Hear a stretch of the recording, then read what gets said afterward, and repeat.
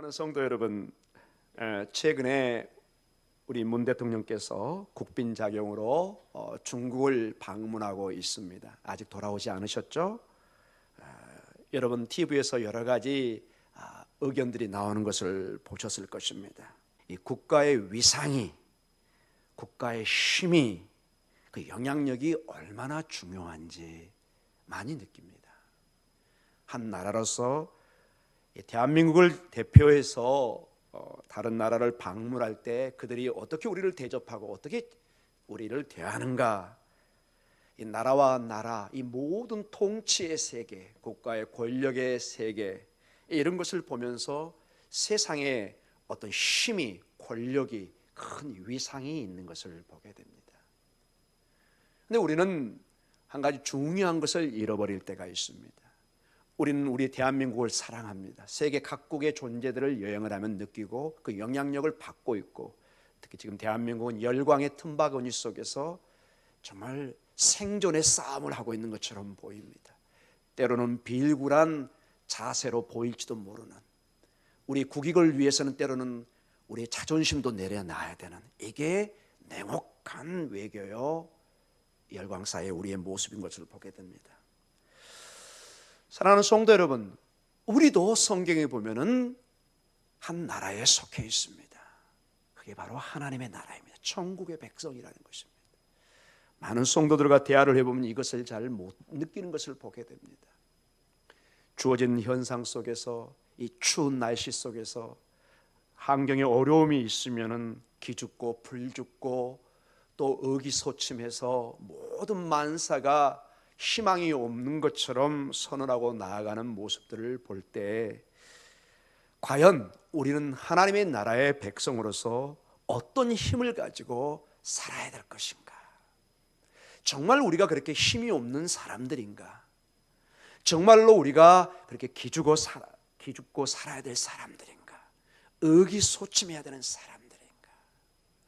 성경은 얘기합니다. 항상 우리의 믿음의 눈을 떠서 그 영원한 왕, 오늘 본문에 나와 있는 바로 그들이 주장했던 한 7절에 보면 임금 곧 예수라.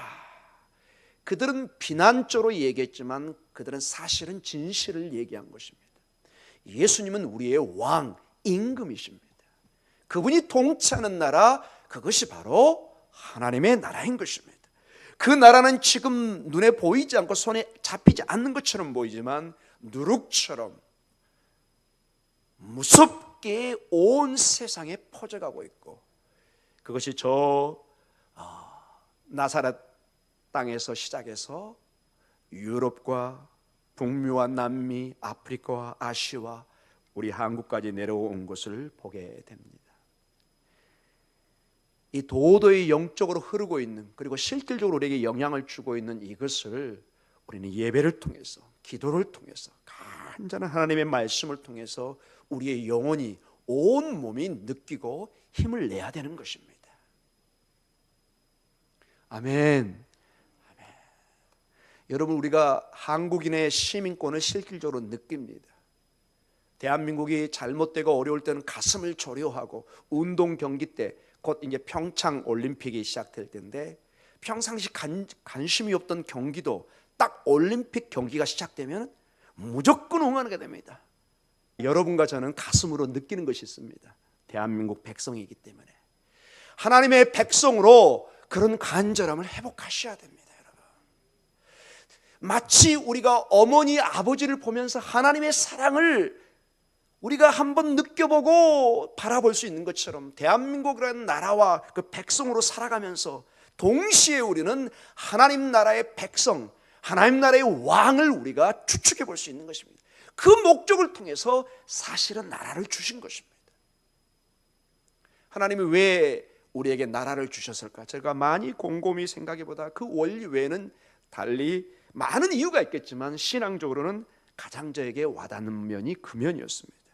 내가 대한민국의 한 시민이요, 백성이요, 국민인 거고, 나에게는 나의 대통령이 있는 것처럼, 그리고 법이 있는 것처럼 하나님 나라의 도도히 흐르는 생명의 힘과 왕과 하나님 나라의 힘이, 능력이 그 나라가 역사하고 있는 것을 우리는 느껴야 할 것입니다.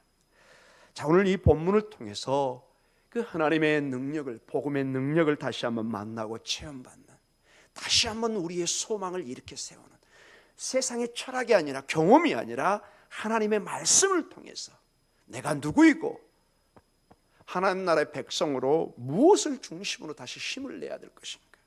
왜 사도 바울이 그토록 이러한 고생 역경의 삶을 살지만 단 한 번도 후회한단 말을 하지 않고, 나의 달려갈 길을 달려가는데 나는 모든 것을 배설물로 여기고 기쁨과 영광과 감사 가운데 간다는 그 말이 도대체 어디서 올 수 있었는지를 우리는 늘 도전받아야 될 것입니다. 자, 오늘 본문은 이제 17장 1절부터 선교지, 복음의 장소가 바뀌는 것을 보게 됩니다. 우리는 저번 주까지 어디 감옥에 갇혔다가 풀려나죠? 빌립보 감옥입니다, 여러분. 빌립보 감옥. 첫 이 유럽으로 들어가는 관문인 첫 도시가 빌립보였는데, 거기서 이제 약 한 100마일이라고 그러는데 정확히 제가 몇 킬로인지는 잘 모르겠습니다. 상당히 긴 시간 제가 거기를 차를 타고, 지금 도저히 걸어갈 수 있는 길이 아니라 아마 걸어서는 며칠 걸렸을 것 같습니다. 데살로니가에서 이 빌립보는 좀 거리가 있습니다. 지금의 데살로니가는 지금 그리스 영어로 되어 있습니다.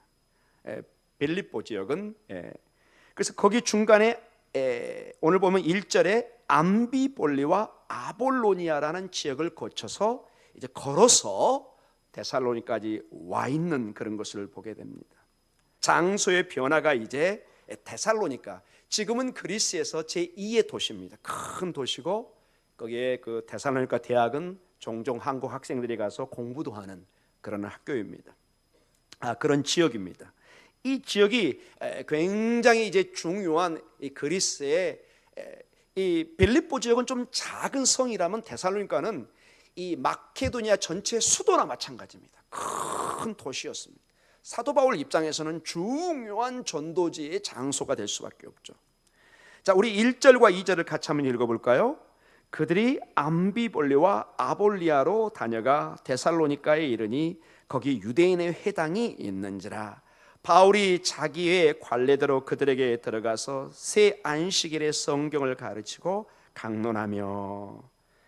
자, 사도 바울의 이 전도의 패턴은 굉장히 유사합니다.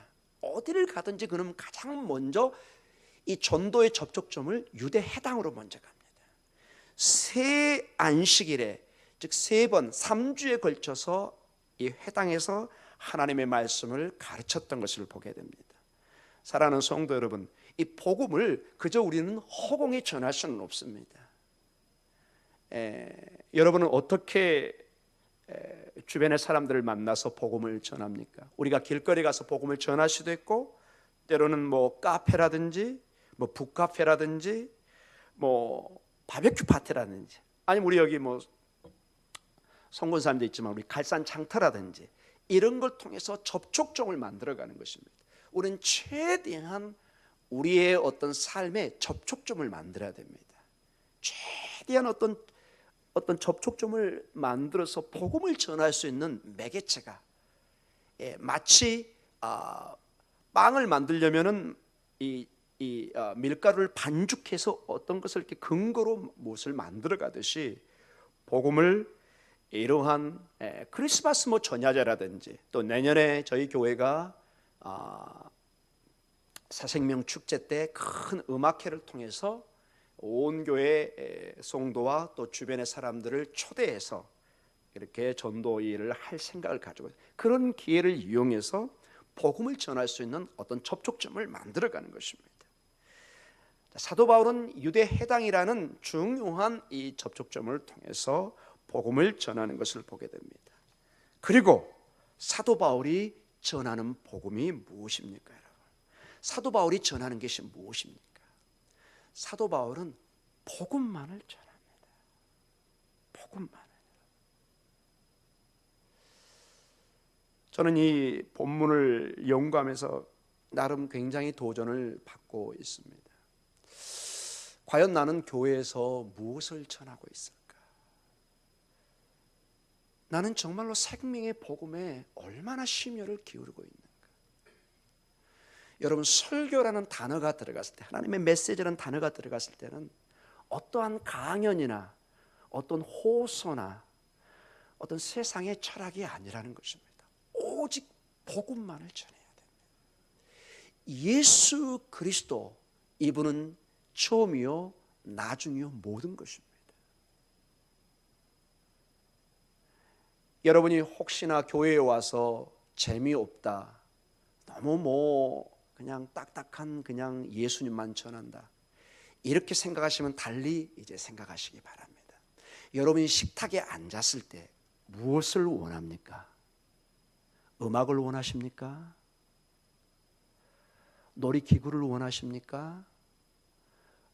누가 여기 치료해 주기를 원하십니까? 가장 여러분 식탁에 앉았을 때 가장 중요한 게 무엇이죠? 여러분, 밥 안 먹으면 다른 거 다 소용없습니다. 오죽했으면 금강산도 식구경이다. 누가 만들었는지 기가 막힌 얘기입니다. 아무리 아름다운 광경도 배가 고프면 안 보입니다. 여러분, 예수님만 보이시길 바랍니다. 여러분, 이 교회에 와서 이 밤에 누구를 만나야 됩니까? 여기서 무슨 소크라테스 공자, 무슨 철학 다 소용없습니다. 예수님 만나야 됩니다. 예수님 만나야 됩니다. 우리 3절과 4절을 같이 읽도록 하겠습니다.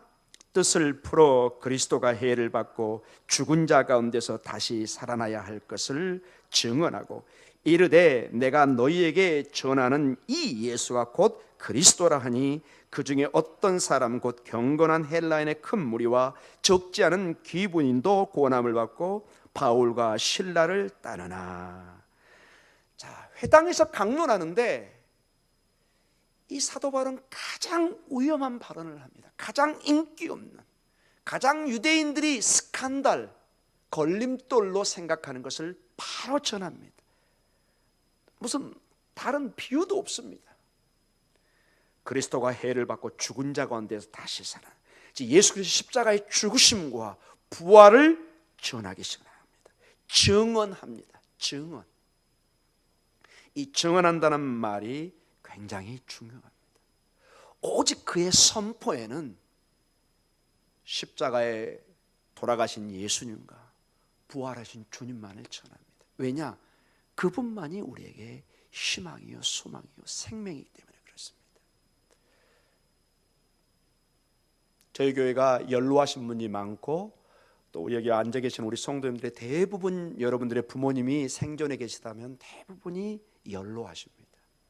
그래서 장례가 많고 벌써 이번 주에 2 가정의 장례를 치렀습니다. 어제도 갔다 왔고 오늘도 예배를 드리고 왔습니다. 여러분, 우리 인생에 가장 중요한 게 무엇일까요? 그 어떤 것이 필요할까요? 우리는 그 죽음 앞에서 생명 외에는 다른 걸 논할 수가 없는 것입니다. 그 가족에게 무엇으로 위로할 수 있겠습니까?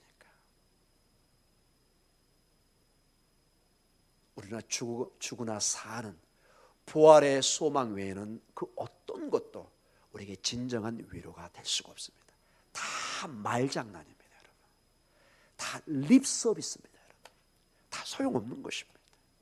그러나 주님을 믿으면은, 주님 안에는 우리가 죽으나 자는 자같이 있다가 주님이 오실 때 영원한 부활로 깨어난다는 이 부활의 소망은 립서비스가 아닌 것입니다.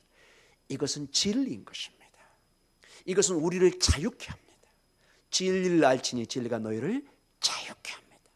죽음의 두려움에서 때로는 두려워합니다. 그러나 그 두려움을 넘어서 이제 정말로 주님이 보이기 시작할 때 얼굴이 펴지기 시작한다. 많은 사람들의 마지막 믿는 사람의 죽음의 간증을 들어보면 그렇습니다. 처음에는 막 두려워합니다. 얘야, 아들아, 며느리야, 내가 참 두렵다, 힘들다. 어머니, 아버지, 예수님 안에 부활의 소망이 있습니다. 계속해서 같이 기도하고 예배드리고 찬양을 할 때 이제 점점점 얼굴이 펴지고 환한 미소가 떠오르기 시작합니다. 하나같이 제가 가서 임종 예배라든지 이런 예배를 들 때 듣는 간 중에 상당 부분이 그런 것입니다. 저희 아버님의 얼굴이 펴지고 있어요. 어머님의 살결이 부드러워지고 있어요. 그리고 얘기한답니다. 천사가 보인다. 누가 보인다. 저는 그게 절대로 빈말이라고 생각하지 않습니다. 분명히 마지막 순간에는 저는 잘 설명할 수는 없지만 그 세계를 본다는 것이 많은 간증에 나오는 얘기들입니다. 사랑하는 성도 여러분, 오직 부활의 주님만이 그 절대적인 죽음 앞에 소망을 가져올 수 있는 것입니다. 그분이 직접 죽으시고 부활하셔서 우리에게 소망을 주는 것입니다. 오늘 이 그리스도 중심의 설교를 하고 있습니다. 그 어떤 것도 덧붙이지 않습니다. 교회는 좀 딱딱하지만 이 생명의 밥을 먹여야 되는 것입니다. 오직 하나님의 입에서 나오는 말씀으로 산다. 그 말씀이 무엇이냐? 예수 그리스도인 것입니다. 그게 요한복음의 모든 중심입니다. 말씀이 하나님과 함께, 그 말씀이 곧 하나님이시라 이렇게 나오고 있습니다. 근데 여기 보면은 3절에 보니까 재밌는 모양이 나옵니다. 이것을 뜻을 풀어 마치 가르치고 전파하는 것처럼 뜻을 풀어줍니다. 설명해 주기 시작합니다. 이 나사렛 예수가 단순한 그저 나사렛 청년이 아니라 바로 우리가 바라보고 기대했던 그 하나님의 메시아다. 이 뜻을 풀어주기 시작합니다. 여러분, 여기에 놀라운 진리가 하나가 있습니다. 하나님의 말씀을 전하면서도 이게 그냥 예수라는 이름 속에 우리 눈이 뜨일 수도 있지만은 대부분은 이 하나님의 말씀을 전해주고 가르쳐주고 풀어줘야 됩니다. 대표적인 케이스가 이런 경우가 있습니다. 누가복음 24장에 보면은 24장 쪽에 보면은 이제 예수님께 십자가에 죽으셔서 모든 제자가 이제 다 끝났다 실망해서 다 흩어지고 엠마오로 가는 두 제자가 실망 가운데 이 예루살렘에서 저 엠마오 지역으로 터덜 걸어가고 있습니다. 그때 어떤 한 사람이 나타나서 대화를 걸기 시작합니다. 여러분 기억나시죠? 그리고 쭉 설명하신 다음에 누가복음 24장 26절에 이렇게 설명하기 시작합니다. 같이 읽을까요? 그리스도가 이런 고난을 받고 자기의 영광에 들어가야 할 것이 아니냐 하시고, 제자들은 이 말씀의 진리의 뜻이 무엇인지 처음에는 전혀 모릅니다. 옆에 있는 사람이 보긴 보는데 이게 누군지 알지를 못해요. 근데 부활의 주님이 말씀을 풀어주면서 설명하니까 점점 말씀을 깨달아가면서 제자들의 눈이 마치 소경이 눈을 뜨듯이 열려지기 시작합니다. 나중에 보니까 주님! 근데 주님은 사라집니다. 그때는. 그러한 케이스가 여러분 누가복음 24장 27절에 32절에 한번 같이 계속 읽어보도록 하겠습니다. 27절 봅니다. 이에 모세와 모든 선지자의 글로 시작하여 모든 성경에 쓴 바 자기에 관한 것을 자세히 설명하시니라. 그들이 가는 마을에 가까이 가매 예수는 더 가려 하는 것 같이 하시니 그들이 간구하여 이르되 우리와 함께 유하사이다. 때가 저물어가고 날이 이미 기울었나이다 하니 이에 그들과 함께 유하로 들어가시니라. 그들과 함께 음식 잡수실 때 떡을 가지사 축사하시고 떼어 그들에게 주시니 31절 같이 읽습니다. 그들이 눈이 밝아져 그인 줄 알아보더니 예수는 그들에게 보이지 아니하시는지라. 아멘. 32절 계속 있습니다.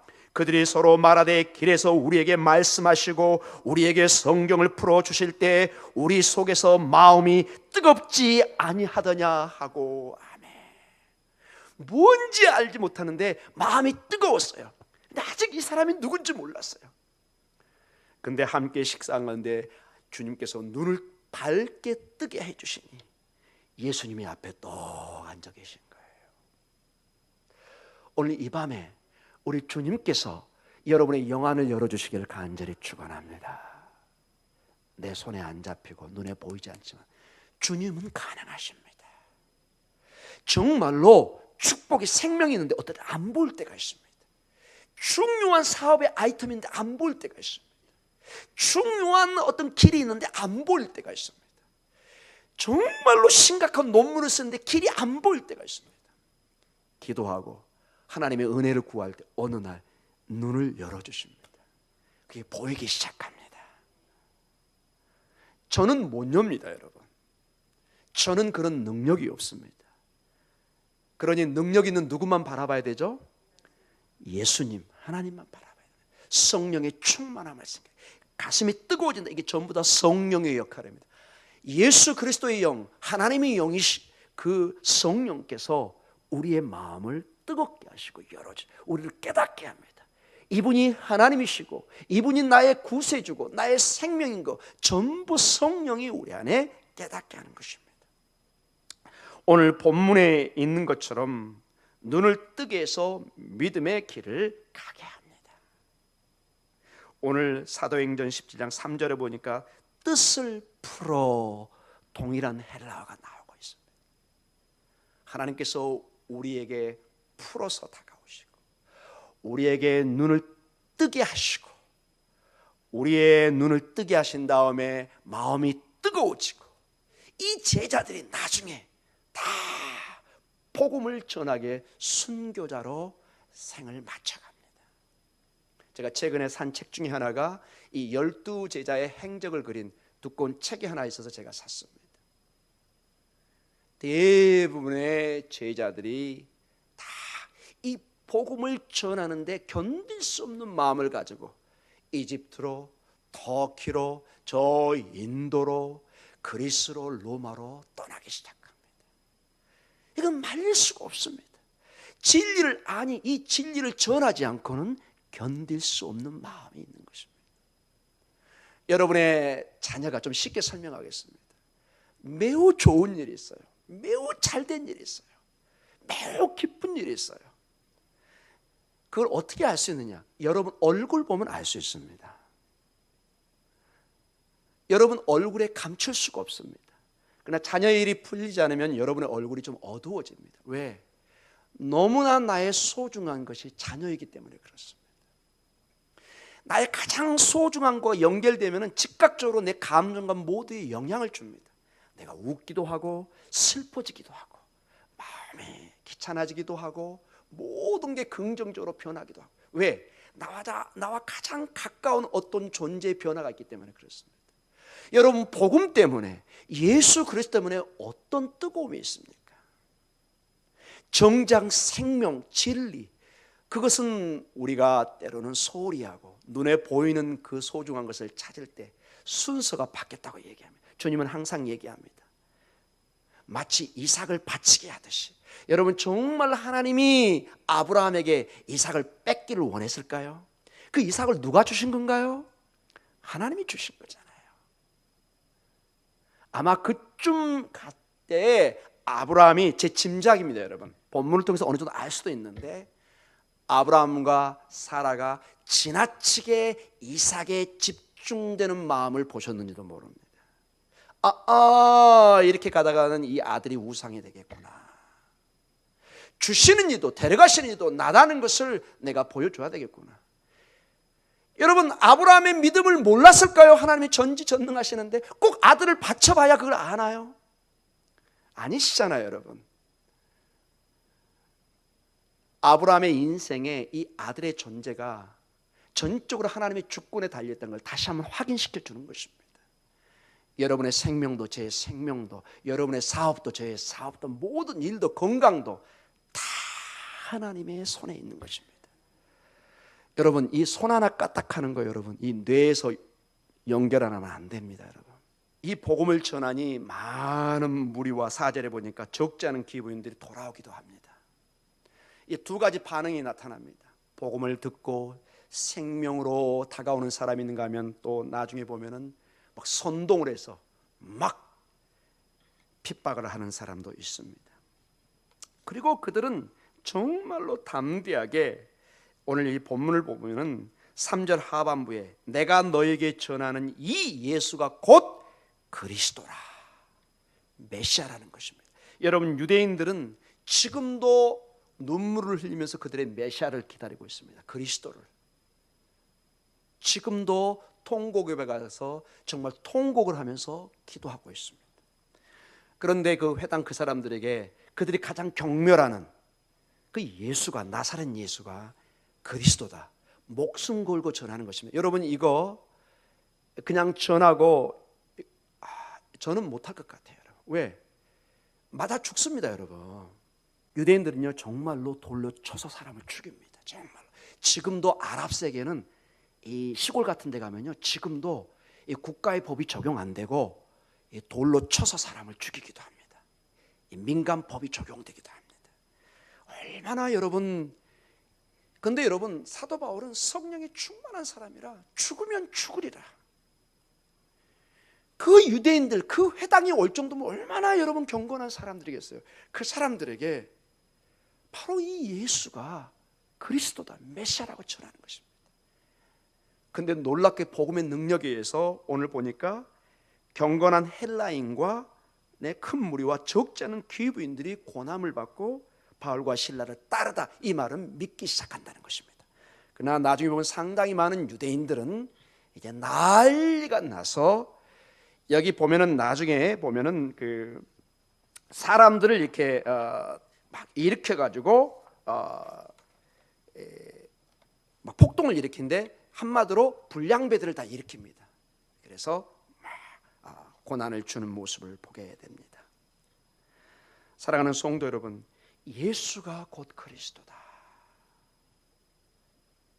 여러분의 삶에 이 예수 그리스도가 얼마나 중심에 와 있습니까?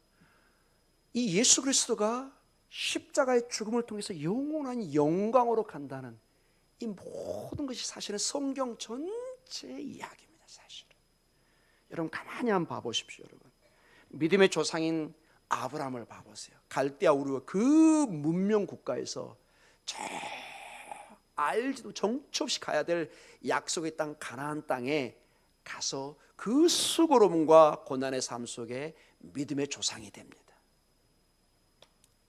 여러분, 400년 가까운 이집트의 종살이 동에 신음하고 괴로워하고 피를 토하는 그들의 삶 속에서 유월절의 어린 양을 통해서 또 모세를 통해서 출애굽시키는 고난을 통해서 하나님의 구원을 얘기한 모든 게 고난에서 구원으로 연결됩니다. 40년의 광야의 삶을 통한 다음에 약속의 땅에 들어갑니다. 고난 가운데 약속의 땅에 들어갑니다. 다윗의 인생도 절대로 여러분 행복한 인생이 아니었던 것을 알 것입니다. 여러분. 심지어 자기 장인 사울왕에 따라서 그 죽을 고비를 몇 번을 넘기면서 나중에 왕이 됩니다. 그리고 심지어는 왕이 된 다음에도 자기 친아들 압살론이 반역을 일으켜서 눈물로 맨발로 감람산을 올라가서 비참한 경험을 하게 됩니다. 그러나 다시 왕으로 복원되는 것을 알게 됩니다. 심지어는 예루살렘이 바벨론에서 다 멸망을 당하고 하나님의 임재의 상징인 성전이 파괴돼서 전부 민족이 바벨론으로 유배 생활을 떠납니다. 이것을 에스겔 37장에는 마른 뼈같이 비유를 합니다. 즉 죽은 자라는 것입니다. 죽은 것입니다. 생명이 없습니다.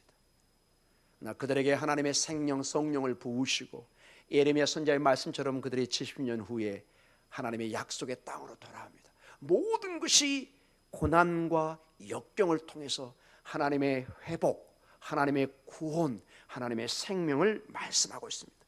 여러분, 이 그림을 한번 봐보세요. 우리 주님의 십자가의 죽으심과 부활, 너무나 유사한 내용인 것을 알게 됩니다. 사랑하는 성도 여러분, 이걸 제가 강조하는 것은 이러한 삶의 패턴이 동일하게 성도의 삶에 일어난다는 것입니다. 우리는 교회에 오면 축복을 얘기하는데 성경은 단 한 번도 고난을 통과하지 않는 축복을 말한 적이 없습니다. 항상 광야를 통한, 십자가를 통한 축복입니다. 만약에 이것을 거치지 않으면 그 축복은 반드시 무너지게 되어 있습니다. 이것은 반석 위에 지은 집이 아니기 때문에 그렇습니다. 이 반석의 집, 곧 예수 그리스도 위에 지은 집은 비록 지금은 고난의 역경의 모습이지만은 정작 장수가 나고 어려움이고 마귀의 시험이 오지만 든든히 서 있는 것입니다. 사랑하는 성도 여러분, 성경에서 하나님께서 역사하시는 방식이 바로 이런 방식입니다. 이러한 예수님을 우리가 그리스도로, 왕으로, 메시아로 믿고 있는 것입니다. 그래서 때로는 여러분의 역경을, 말 못할 그런 기도의 제목을 기뻐하시라고 성경은 얘기합니다. 빌립보 감옥에 고통당하는 그들이 그 쇠사슬 속에서 찬양하고 기도했던 거죠. 나중에 빌립보 교회에 편지를 합니다. 17번에 가깝게 기뻐하라, 내가 다시 말하노니 기뻐하라고 얘기합니다. 전혀 기뻐할 환경이 아닙니다. 그러나 기뻐하라, 찬양하라, 기도하라고 선포하는 것입니다. 우리는 이 예수 그리스도 안에서 새로운 꿈을, 희망을, 생명을 꿈꾸는 것입니다. 새로운 삶의 방식을 배워가는 것입니다. 세상 사람들이 알 수 없는 그러한 방식들을 우리는 배워갑니다. 그래서 우리는 고난을 두려워하지 않는 삶을 배우게 됩니다. 죽음을 두려워하지 않는 삶을 배우게 됩니다. 어떠한 역경 속에서도 반드시 승리케 하시는 그 하나님의 손길을 바라보게 되는 것입니다. 이러한 삶을 살아가는 사람들을 세상은 뭐라고 평가하느냐? 6절로 평가를 합니다. 같이 한번 읽어볼까요?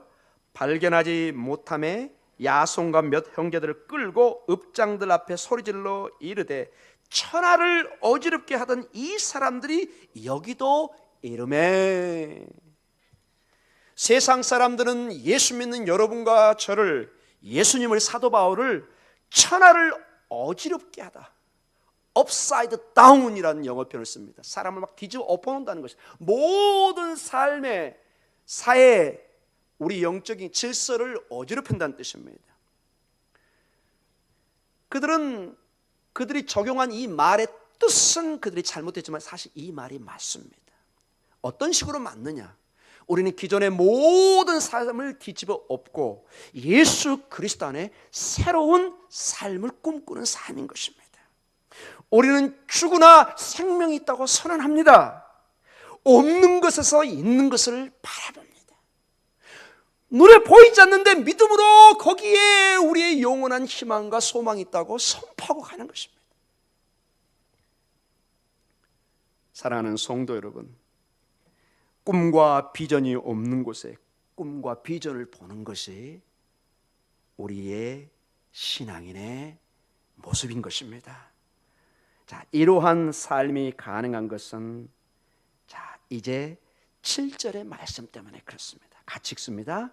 야손이 그들을 맞아 들였도다. 이 사람들은 다 가이사의 명을 거역하여 말하되 다른 임금 곧 예수라는 이가 있다 하더이다 하니. 아멘. 유대인들은 막 이제 예수 믿는 사람들을 공격하고 이제 혐의를 씌우기 시작합니다. 그 당시에는 오직 로마의 황제만이 임금이요 왕이었습니다.